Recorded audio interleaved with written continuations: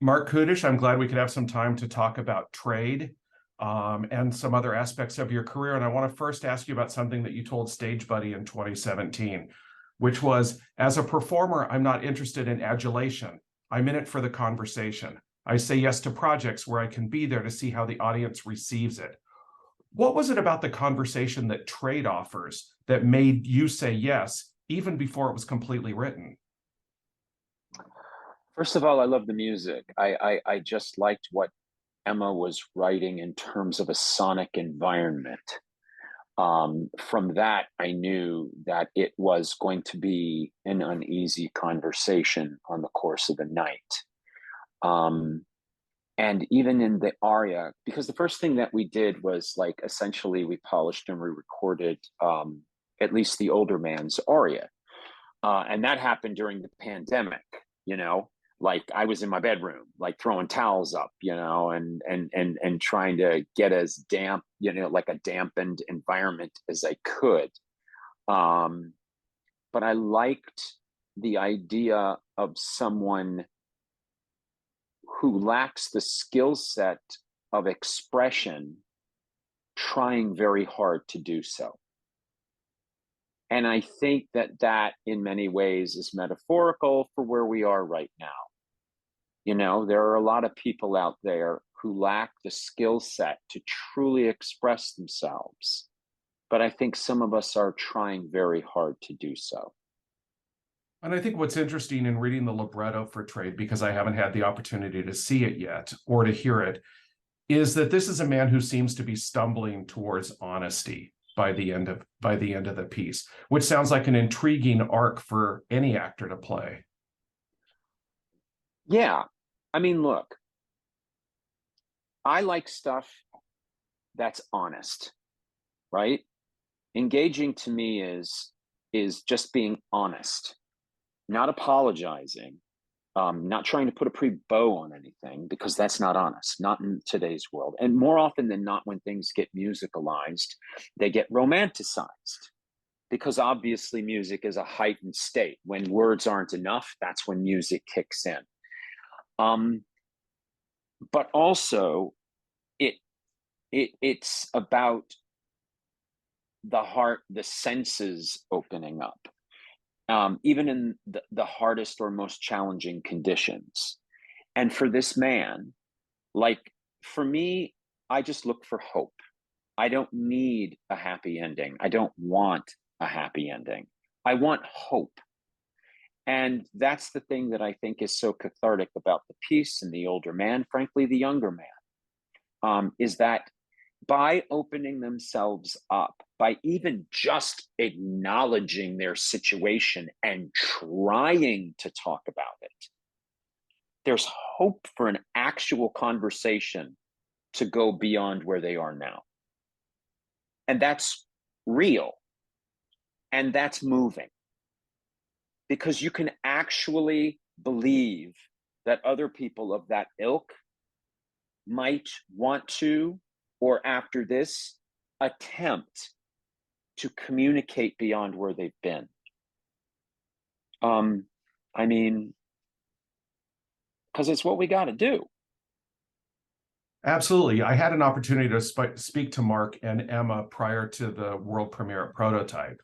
And Marc said that he believes that at the end of Trade that the older man has hit bottom, and he doesn't know if he moves up from there or not. What are your thoughts about where he might go after this, or is that even important to you?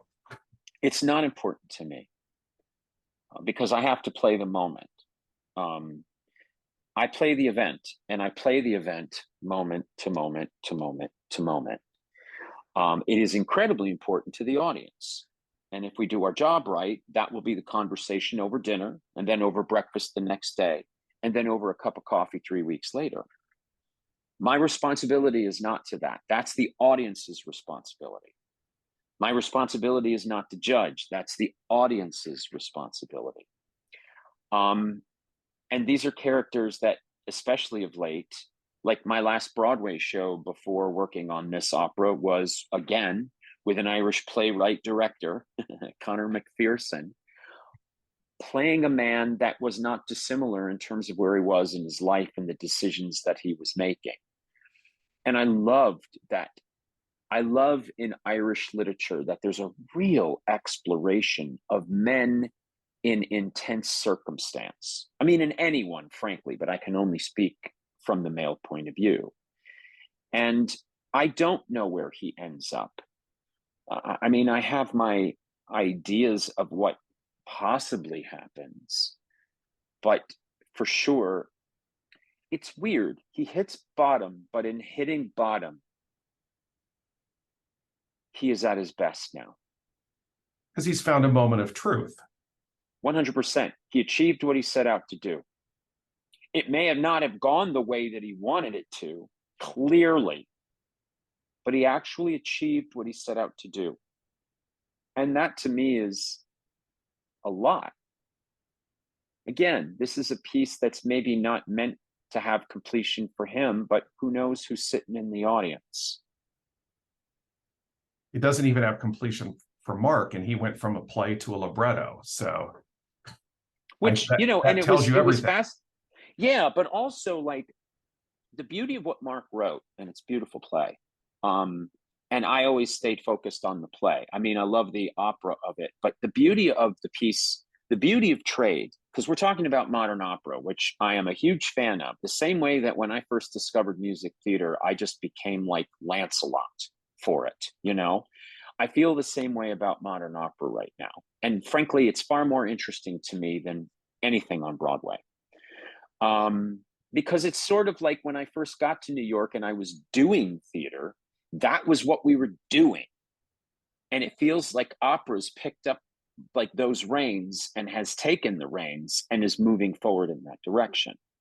And what I love about the piece is that when Marc saw the opera, he saw a whole different play that he had never even realized before, which was really sort of wonderful to see, just to see on his face when he saw it for the first time. This is not what, when I wrote it, was necessarily intended in terms of expression, in terms of character.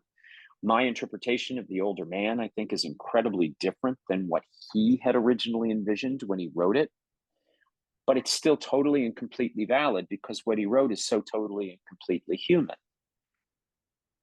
And because of that, it can be interpreted in a multitude of ways. That to me is the sign of really good work. Like as a creator over 35 years, awards are meaningless. I kind of don't care. I mean, obviously you want to be recognized in your industry for quality work, but you really want to be recognized? If a show that you helped create is running 25 years later somewhere in the world, you're doing a good job. There's your recognition. And if you did your work right, anyone can connect to what you created, organically apply it for themselves, and take it someplace you would have never thought of. You know, you just mentioned that the shows that are on now are different than the shows that were happening when you first got into the business. And, you know, I've seen you in The Wild Party. I saw you in Thoroughly Modern Millie. I saw you in Little Night Music. I saw you in Assassins. I saw you in 9 to 5. But the show I saw you in that seems that has most to offer you as an actor in parallel to what you do in Anatomy Theater or in trade is actually See What I Want to See. Yeah, I mean, there's a whole lot of stuff you haven't seen. Of course. I can't see everything. I'm in Los Angeles, No, of you're in New York. course. Of course. I would say I wish you would have seen Girl from the North Country, which was my last Broadway show, by Connor, which is a spectacular piece of theater and truly a play with music as opposed to a musical. And I mean, it's a spectacular piece of theater that you would never forget once you've seen it. I loved See What I Want. Oh, first of all, I have such a long relationship with Michael John LaChiusa. And also, I did an incredible piece for him that we did down in Washington. It never got to New York, called The Highest Yellow, which was about Vincent van Gogh, which also spectacular. I mean, Michael John writes music theater aria, you know, and truthfully, I think I don't know why he hasn't written more opera. He should.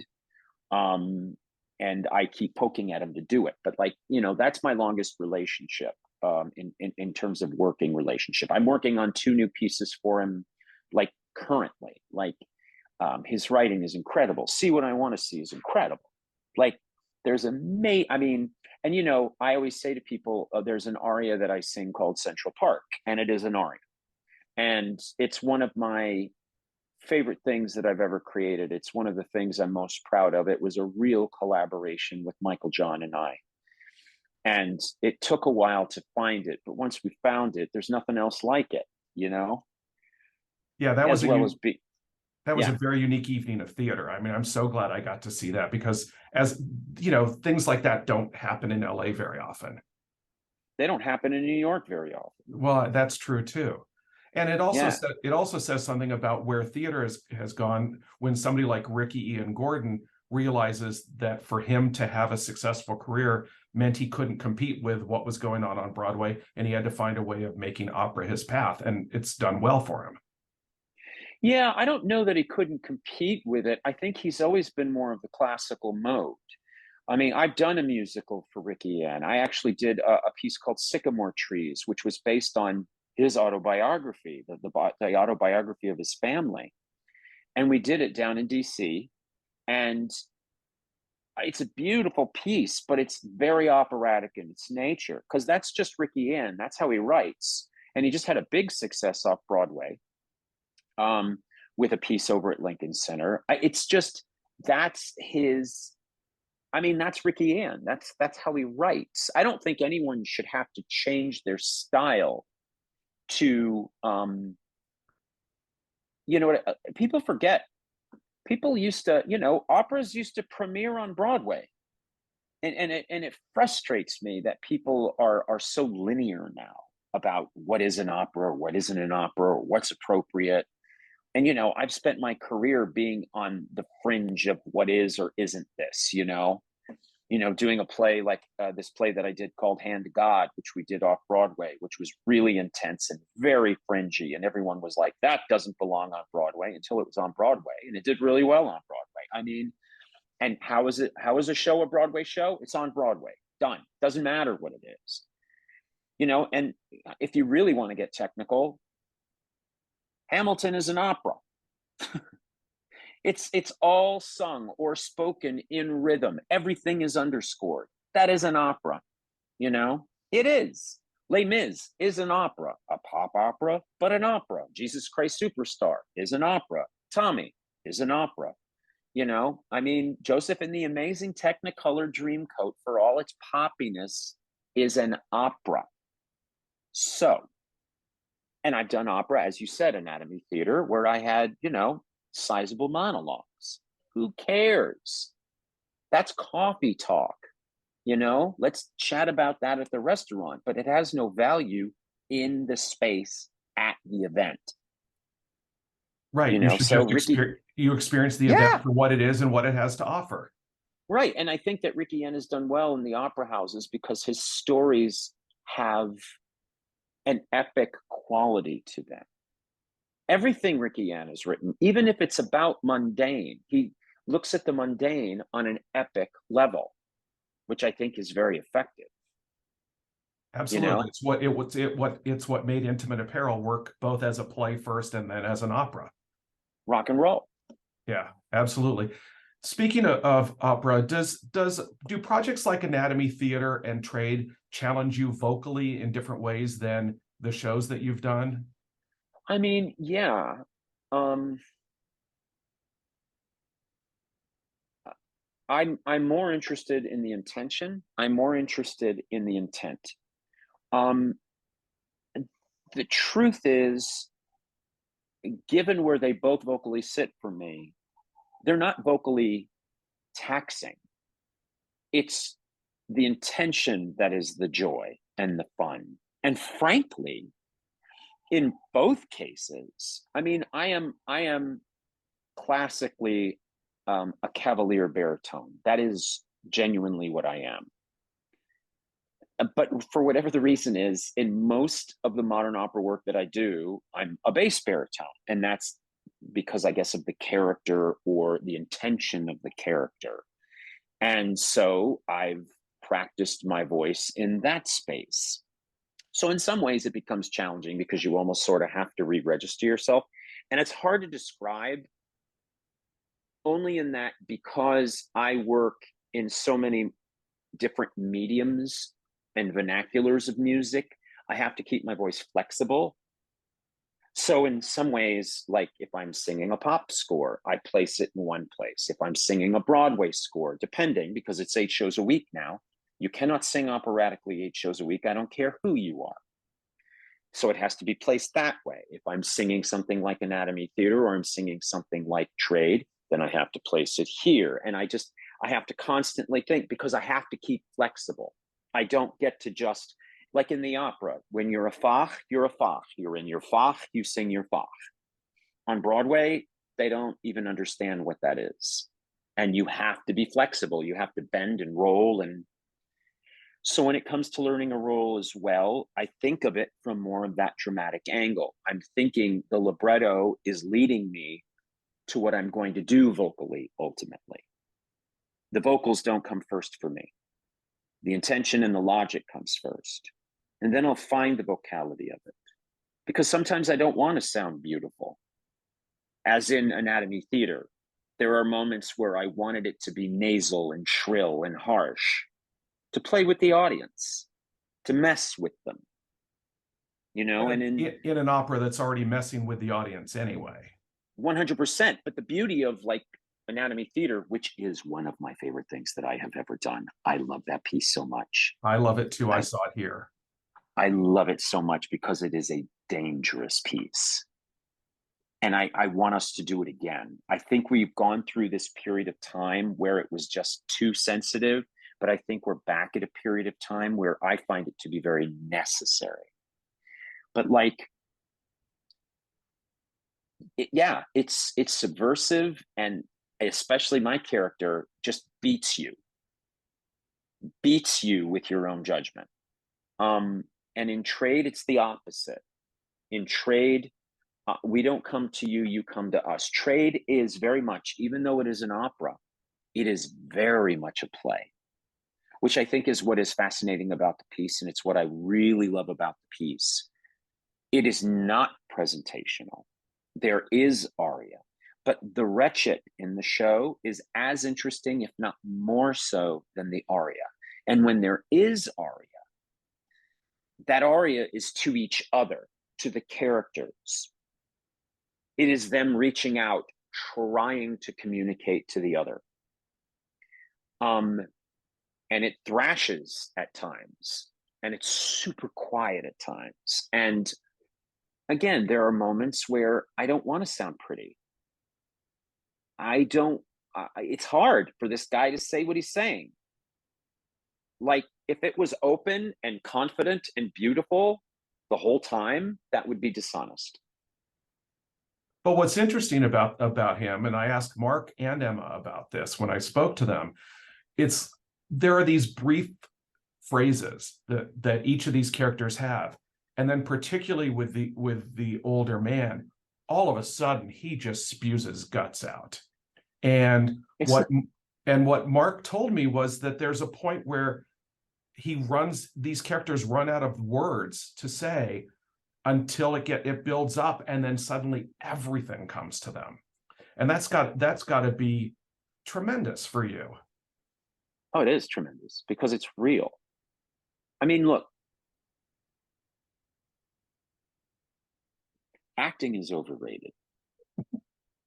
It just is.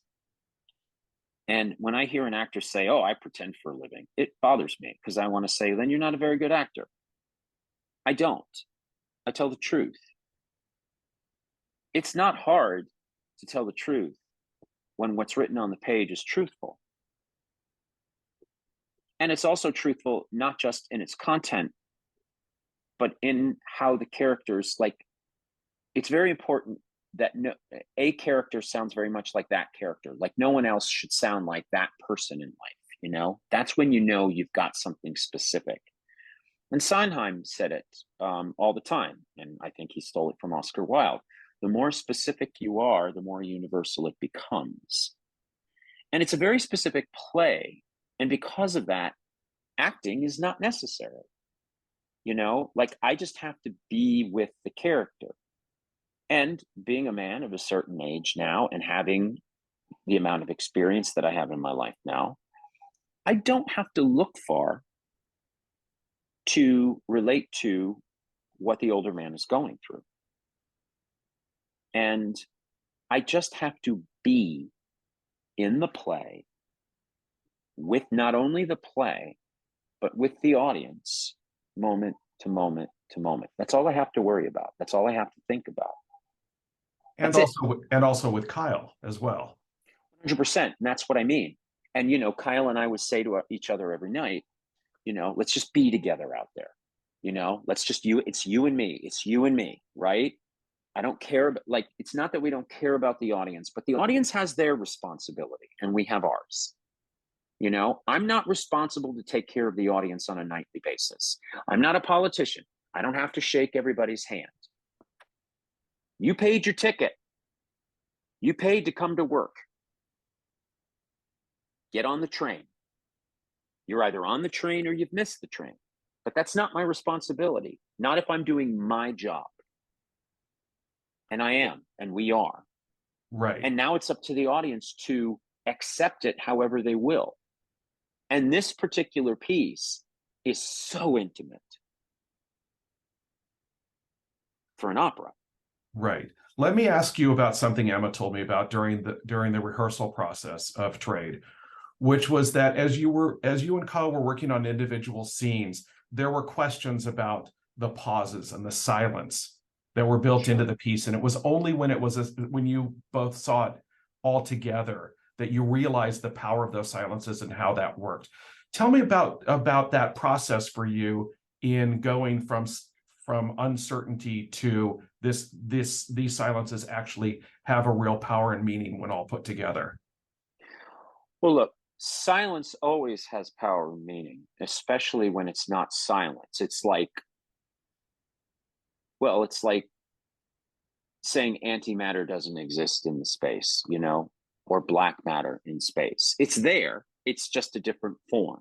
It has density. It just has a different makeup. And in the theater, if you're doing a play, especially if you're doing a play, and this is why I related those moments of silence, because if I were doing the play, there would be moments of silence and stillness and tension, but the timing of that would be subtly different every night because it's two actors being present to each other. So there's the hope that there will be a bit of spontaneity each night, and also the audience, which adds another energy and another character and another listening factor. And because I approach everything as a play first, I was curious about these silences because, again, if I were doing the play, we wouldn't be having this conversation about silences or how long that silence is or whatever. Being that it is an opera, everything is mapped out. Everything is predetermined. Everything is already set. And it's coming from one person's mind. One. And I have to organically apply that. So it's going to take me a minute to organically connect to someone else's logic, someone else's rhythm, not only the composer, but also the librettist in terms of the character. So not only am I trying to organically apply to this character who is not me, but I am trying to apply to the timing and rhythm that is not me. So I always ask questions. It doesn't matter if it's a play, a musical, an opera. And another thing, it's new. The composer is alive and sitting in the room. So we don't have to assume what the composer meant, or what we don't have to assume through studying for years on a book what the composer's intention was. We can just ask the composer. And frankly, if something's not necessarily working, we can change it, which is always my challenge when we're working on modern opera. It's the technique it's the traditional techniques of opera, but then trying to move in the techniques of music theater and what it is to create and build. And I'm just used to working like this really, really fast. So a part of me will fight, a part of me will ask questions, because there's that part of me that is trying desperately to get inside of Emma's mind and her logic so that I can begin to apply it for myself. And eventually, I came to understand those rhythms of silence, and I began to live in them without questioning them, without judging them. And I began to really love them. And I began to really just go to them fully. Now, I'm going to be honest with you. There are still things here and there in the opera I'm going to ask that we look at before we start performing on the stage of Los Angeles Opera. Because I think it is important to remember that new opera is still growing. You're giving birth to a child, and it takes time to do that. Now, I mean very small, minor details, because the piece really is quite remarkable. But that's what I do. I question and I listen.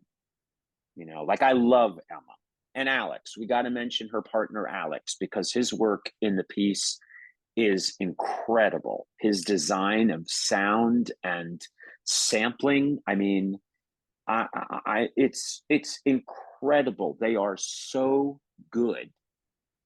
And I love them. I love them. And to be able to have those healthy arguments in the creation of something is why I do it. Well, you gotta always question. But you've been very lucky. I mean, you've been able to work with, composers who have been alive. I mean, you've worked with Sondheim, you've worked with Tessori, you've worked with Michael John, you've worked with Ricky Ian. I mean, I can go on down the list. I mean, you've had the ability to understand firsthand in a way that people who maybe, do Rodgers and Hammerstein shows or, Cole Listen, Porter I got to rewrite. Look, I did Bells Are Ringing years ago on Broadway. Faith Prince and I, my friend Faith and I, who have performed together at LA Opera, Faith and I did Bells Are Ringing together. And I sat down one night in the theater with Betty Comden and Adolph Green, and together we rewrote some lyrics for my character's first song, Independent, because I had questions. And I asked them, what is this? What is that? What is your intention with it? And I remember Betty saying, well, no one's ever asked this before, 56 years after it premiered on Broadway. And I said, well, I'm asking. And we rewrote lyrics together to that song. And I remember Tina Landau, who directed it, saying afterwards, you were giving notes to Betty and Adolph. And I said, well, I had questions. They're not notes, they're questions. There's a difference. But look, here's the deal. At the end of the day, everyone goes away but the actors. And the actors are left to represent the writers, the directors, everybody's point of view. And the actors are the one that take care of the people, that take care of everyone. And that's the audience. And that's our responsibility. And I take that responsibility seriously. So yeah, I'm going to have questions, because if I got to do it on Broadway, 8 shows a week, and you're asking me to go out there every night, I don't want to work harder than I have to. If I'm doing an opera, again, I don't want to work harder to make some sense of something than I have to. And that doesn't mean I'm right, but it means that I will work and bang into the walls until I really feel like I'm organically connected to it. And like, again, we're all just doing this together. Another opera you did was The New Prince in 2017. Is there a future for that work? And does that future involve you? I mean, I don't know. I certainly think there's a lot there. But again, I think it's a piece that needed more development, if I'm being honest. I think it was really cool. But I remember even again, I had questions from minute one that I got there, and they all looked at me like I had three heads. Because they don't really know Broadway. In Europe, Broadway doesn't have the same impact, and so as I remember talking to a lot of the director, and she literally just didn't know what to do. And I was calling Mohammed and asking questions, and I called David Ignatius in DC when I was in Amsterdam, and I was like, I have some questions about the libretto and blah blah blah blah blah blah. And nobody is used to that in the opera. And initially, I could feel everyone didn't know how to respond to that. And then right before the show, I'm in a room with Mohammed, and I'm in the room with David Ignatius, and David's like, well, what if we did this here? What if we did that there? And I'm like, well, let me ask tonight. And then all of a sudden I have a lot to say. Well, listen, talk to, Stephen, our maestro, and see. And I talked to Stephen. He's like, oh, I don't know. It's going to throw off the orchestra. And I'm like, they do their job. I do mine. Let's put this in because we need it, because it's important for the audience. I said, just trust me. Just trust me. I literally said, just trust me. This is what I do. Just trust me. Timing wise, I will get it into the dialogue. And all you have to do is exactly what you do every night. Don't think of it. Don't worry about it. I got you. And I started throwing in dialogue, like for the first couple of performances, because I think we had 2 performances before we actually opened in Amsterdam. Because I was like, let's just do what we can. And the piece needs more work. And that's always a challenge for me. Why is opening night also the first performance in front of a live audience? That makes no sense. Even if it's a pre-existing opera, if it's a new production and it has a new point of view and a new concept, give it a couple of shows. Let the actors find the rhythm. Let the actors, and I mean the rhythm in just for themselves. I get it. It's all supposed to be, but that doesn't mean that the interpretation nightly isn't going to find a nuance that it didn't have the night before. When we were in New York we did 6 performances a trade. And on our 6th performance, I said, now we're ready to open. Because it's a new piece and we all learned about the piece. And by the way, I mean, our maestro, she's absolutely amazing. She's fantastic. I mean, it's an incredible, and just a shout out to the fact that like having a woman as a maestro and having a woman as a composer, I love working with and for women. It's great to have that point of view. Well, then let me conclude our conversation, Mark, by asking you about something Emma told me when I asked her about the pairing of Merry Motorhead with Trade. Yeah. And she described the 2 pieces as being about people imprisoned in their own worlds.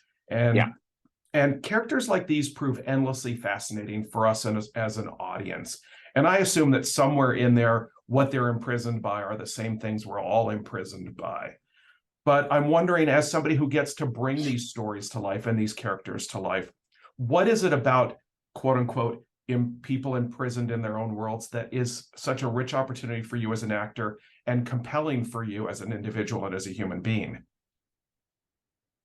Because we are all people that are imprisoned.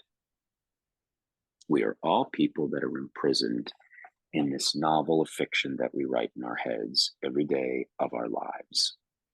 There is not a soul walking the planet that has not formed some form of a cell or a box or a linear limitation of what the world is for them that they can or allow themselves to live in.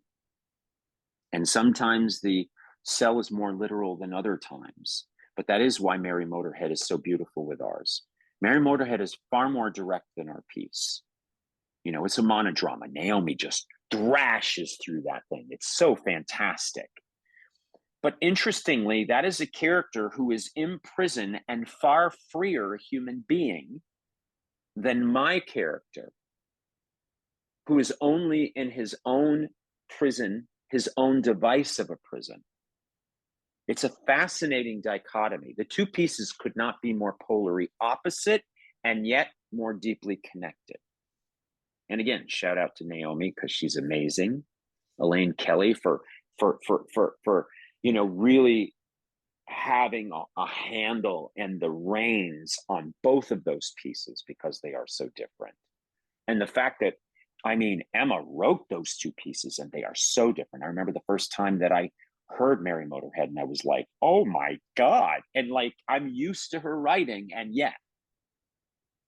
And Mark, who just had the, to write the courage of people, we're all imprisoned.